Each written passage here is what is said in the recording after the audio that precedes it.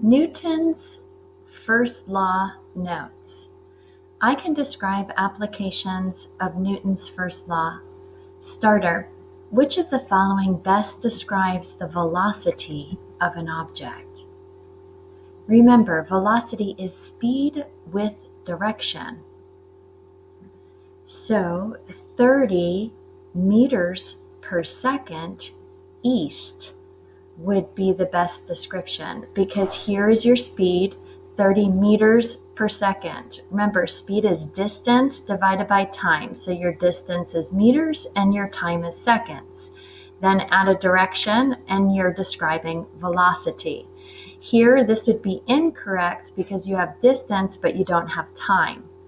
Here, you have distance and time, but no direction. And down here, meters per second squared, that's the unit for acceleration. Practice. The pickup truck has a changing velocity because the pickup truck is going around a curve. So it's changing its direction. The minivan and sedan are traveling in one direction, so their velocity is not changing. So any object that goes around a curve would have a changing velocity. Describe the motion of the toy train. So here on your x-axis you have time, on your y-axis you have distance. So what you see here is the toy train moves forward at a constant speed, then it slows down, and then here it stops. So we can say the toy train moves forward at a constant speed, slows down, then stops. Practice. A bus travels 20 kilometers in 30 minutes. What's the average speed of the bus? Average speed equals total distance divided by total time. So here's your distance and here's your time. So speed equals distance divided by time. But if you look here, your time units are in minutes, but here they're in hours. So what we need to do is convert 30 minutes into 1 hour. So if we double this and make it 60 minutes, we'd have to double this and make it 40 kilometers. So your answer is 40 kilometers per hour. Newton's first law notes. Use the note-taking assignment to fill in the blanks. Newton's first law of motion, also known as inertia. An object at rest will remain at rest unless acted upon by an unbalanced force. An object in motion will continue in constant speed and direction until acted upon by an unbalanced force.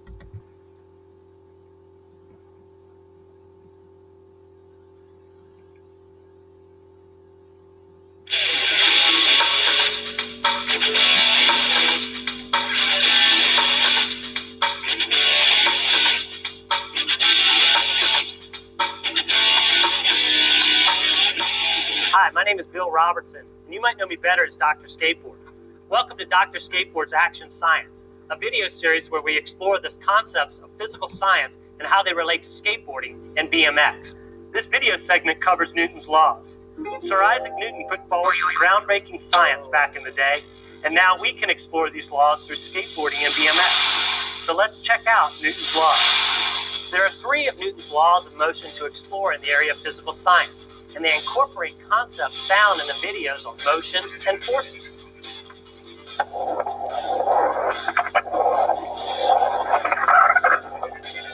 Newton's first law states that objects in motion will remain in motion unless acted upon by an unbalanced force. It also states that objects at rest will remain at rest unless acted upon by an unbalanced force. The key point is that all the external forces cancel each other out. Then the object maintains a constant velocity and stays in motion. If the velocity is 0, then the object remains at rest. How can an object stay in motion? Well, inertia is the resistance of an object to a change in its speed or direction. And with inertia, objects stay in motion. Objects in motion and objects at rest both have forces acting on them. These forces can be balanced or unbalanced. What is a balanced force? Well, it is any force that does not cause a change in the direction or speed of an object. For example, when a skateboarder is performing a move like a handplant, the forces are balanced when the rider stalls on the coping. What is an unbalanced force? Well, it is any force that causes a change in the direction or speed of an object. Friction or drag is one example of an unbalanced force, where a rougher surface can slow down a rider quicker than a smoother surface. Friction causes a change in inertia, but most riders know that and will use the forces to find a balance between staying in motion and remaining at rest. A skateboarder dropping in on a ramp is a good example of this principle. Just prior to dropping in, the velocity of the skateboarder is zero, since, in physics terms, the skateboarder is at rest, since there are balanced forces acting on the rider. When the rider drops in on the ramp, the forces of gravity, thrust, and friction are encountered. As the rider's velocity increases, he also encounters friction or drag from the wall. So unbalanced forces cause changes in speed and direction, and riders use this in order to calculate the best course of action.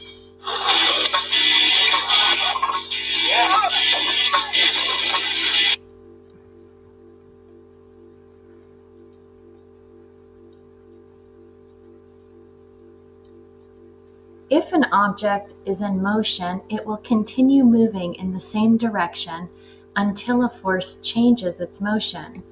If an object is resting, it will stay resting. Inertia is an object's resistance to change in motion.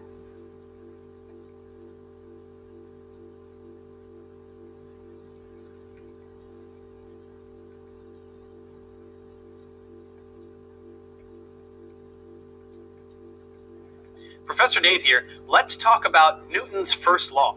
He knows a lot about the science stuff. Professor Dave explains. In Newton's Principia, he describes 3 laws of motion, and the first of these 3 was revolutionary. It can be summarized as follows. An object at rest will remain at rest, and an object in motion will remain in motion, unless acted upon by some external force. The first part seems to make sense, since motionless objects typically don't just start moving. But the second part contradicts much of our everyday experience. When you throw a ball, it doesn't keep moving forever. It eventually stops. For a wheelbarrow to roll, or for your car to move, or for a plane to stay in the air, a constant force must be applied. So where did Newton come up with this stuff? To understand Newton's first law of motion, we have to understand all of the forces that act on a body in motion. Our planet is a complicated system, and when we move around in our atmosphere, we experience things like wind resistance and other forms of friction, which is a force that resists motion. This is what slows us down, requiring the application of constant force to keep moving. But think of something like a skating rink. The ice is very slippery. It is a surface with very little friction. If you gently push a hockey puck, it will glide rather far, much farther than if you pushed it on a table or on the ground. But there is still some friction, so it eventually does stop. Now imagine, as Galileo and Newton did, that there is a surface that is completely free of friction. If you push the hockey puck on this surface, whatever velocity it has when it leaves the stick would be retained indefinitely, and it would glide forever, unless some other force were to act upon it. This is the kind of motion that can be seen in the vacuum of space. Stars and planets and asteroids and satellites, these objects have roughly constant velocity, and they never stop moving. As it happens, most of the universe is in space, and very little of it is on Earth. So we should consider motion in space, where there is no friction and no wind resistance, to be normal motion. It is motion within Earth's atmosphere that is the special case, where objects are subjected to a variety of variables. This is why a car needs an engine that is always running, because there is resistance from the atmosphere and friction with the road. But a spaceship can just accelerate to a certain velocity and then turn the engine off, and it will cruise at that final velocity without end. The capacity of an object to resist changes in motion is called its inertia. Force must be applied to get an object moving, and again to slow it down to a stop. Only motion with constant velocity, including zero velocity, requires no application of force. An object will have some amount of inertia that is proportional to its mass, a scalar value measured in kilograms. More massive objects have greater inertia, or greater resistance to motion. Think of a tiny sailboat versus a huge luxury cruise ship. A strong gust of wind is enough to get the sailboat going, and if it hits a rock, it will stop on impact. But the cruise ship needs huge engines to accelerate from rest. A lot of force is needed to get it going, and a lot of force is needed to get it to stop. Similarly, it is easy to set a ping pong ball in motion. Just give it a flick. But a bowling ball will need quite a bit more force, and more force to stop as well, as any bowling pin will tell you. In this way, mass is essentially a quantitative measure of an object's inertia. As we said, this applies to objects that are already in motion as well. If you get into a car accident, the force of impact will stop the car, but your inertia dictates that your body will tend to continue moving. And this is why we wear seatbelts, because without them, we might continue moving right through the windshield, which wouldn't be very fun. So Newton's first law can be summarized as the law of inertia, and it tells us that in absence of a net force, an object will preserve its state of motion, whether at rest or moving with constant velocity. We must understand what net force means, because there will often be multiple forces operating on an object, and the sum of the vectors representing these forces is called the net force. If the net force is not zero, there will be some acceleration. If the net force is zero, there will be no acceleration. Now we can move on to the second law of motion, but first, let's check comprehension.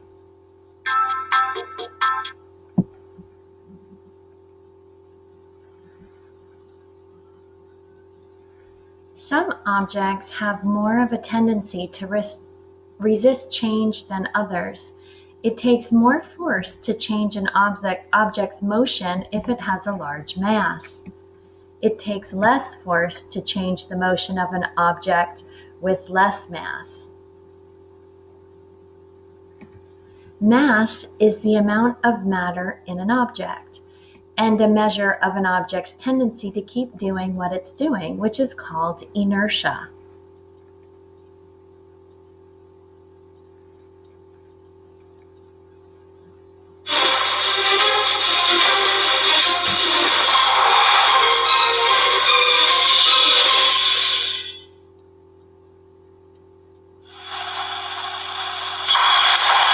Whether it's a running back breaking through the secondary or a wide receiver on a foot race for the end zone, most defensive players in the NFL have a single goal in mind: to get downfield as far and as fast as possible. You're thinking, wow, I've got to get from A to B within a certain time frame, and I can't let this guy throw me off track. So it's kind of like a chess match at that point in time. It's the battle to see who's the toughest. Defenders, on the other hand, have a different goal: to stand in the way of the offensive player and stop his forward progress. When you come in there making a tackle, you got to come in and you got to stop him right there on the dive. Who wins this epic battle between the ball carrier and the defender? Newton's first law of motion helps supply some answers. Newton's first law says that if an object is at rest, it requires an unbalanced force to make it not be at rest. Or similarly, if an object is in motion, it tends to stay in motion in a straight line at a constant velocity unless an unbalanced force acts on it. In football, we see unbalanced forces whenever one player exerts a force on another and causes him to change his direction and or speed. So imagine that a quarterback is just taking a snap from the center, and a lineman gets free from the opposing team and is coming from the other side, and when they collide, you can see an unbalanced force acting on the quarterback, driving him across the field in the direction of the charging lineman. That's about as unbalanced as it gets. In physics, a player's natural resistance to that unbalanced force is something called inertia.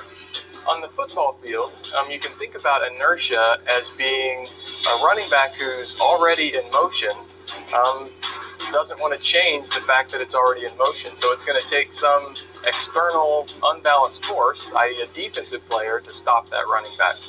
Consider former New Orleans Saints running back Deuce McAllister, who at 6'1", 231 pounds, used his inertia when running to make him hard to tackle. The size of the player is important to the concept of inertia because higher mass means more inertia. But a player's mass is different from his weight. Mass is a measure of how much matter an object has, while weight is a measure of how strongly an object's mass is attracted by gravity. So, for example, a body on Earth would have the same mass as that body on the moon, but it would weigh less on the moon because gravity is less on the moon than it is on Earth.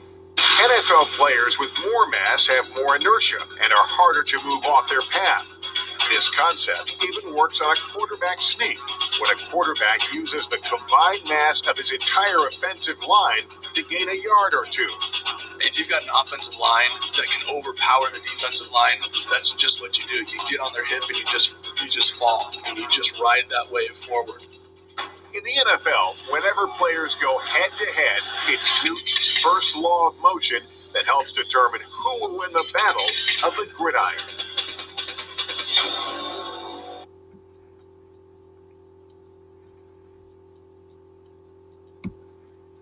Connection, seatbelt safety, law of inertia. We're going to play the video to answer these three questions. What would happen if you got in a car crash without a seatbelt, according to the law of inertia? What does your body do if the car has stopped moving? Why are headrests important to car safety? The law of inertia states that objects will maintain their state of motion unless acted on by an outside force. This means that moving objects will stay moving and still objects will stay still, unless you push or pull on them. There are two safety devices in your car to protect you from the effects of inertia. The first is your seatbelt. When the front end of your car rams another object, your car will suddenly stop or slow down. Because of inertia, your body will want to stay moving at whatever speed it was moving before the accident. If you're not wearing a seatbelt, this means you will hit a windshield. The seatbelt provides a force to stop your body's forward motion.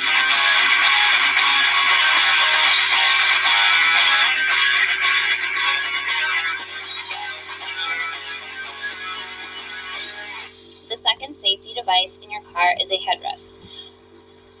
When your car is hit from behind, the car is suddenly pushed forward. Your head will want to stay still, but your body will be pushed forward by the seat. This causes your head to feel like it is snapping back. Your head is actually staying still because of inertia, while the rest of your body is being pushed. Your headrest pushes your head forward with your body so that you don't suffer from whiplash. Look at the difference between a headrest that is properly set versus one that is set too low to push your still head forward.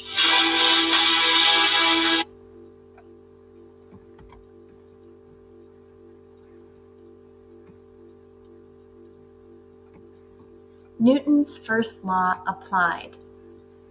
We'll play the video to answer the STAR test question. For your exit, explain why the coin fell straight down into the cup instead of remaining on the index card. The car was at rest until the card was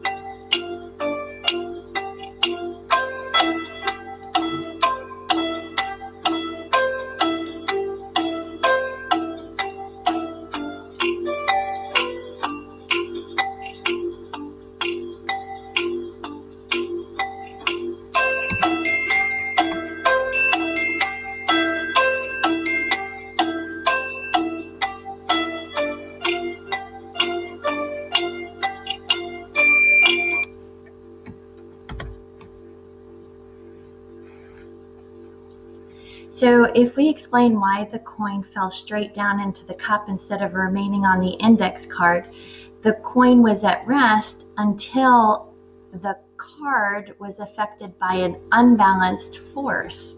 Once the card was gone, the unbalanced force of gravity caused the coin to fall.